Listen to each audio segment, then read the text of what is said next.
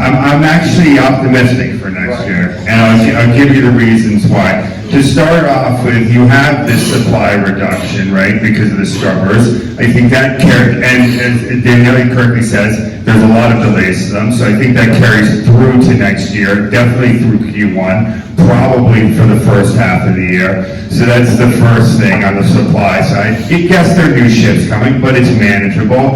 And then, I mean, let's start with the big ships. So you've got a growing iron ore trade. You've got people like Anglo coming in saying they're going to increase production. You've got a high price, which entices, I like to call it the nook and cranny iron ore from places like Canada and Narvik. And then on top of it, you have you've got a Samarco dam, the Samarco production from Vale coming back online. You've got the Australian miners who are going to keep ramping up. And the reason to also be bullish about all of that is because their margin from production to market price is enormous compared to any other commodity.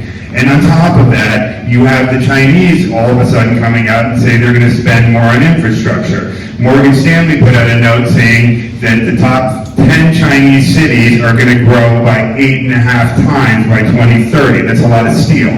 Then you also have the Belt and Road Initiative, right? So iron ore looks like it's going to go. Coal looks like it keeps going. There's been a lot of noise about Chinese coal imports being reduced this year. They haven't so far.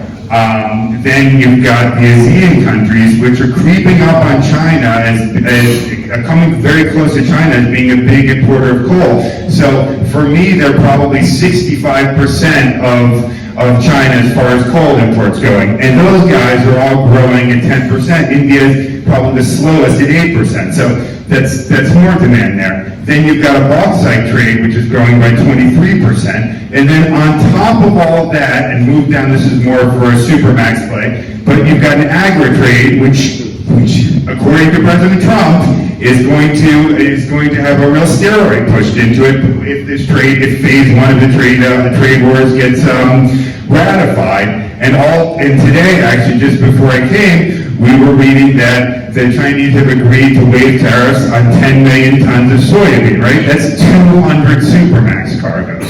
So the demand side looks pretty good. And actually, I think the way things are priced for next year, you should be a buyer of it and not a seller.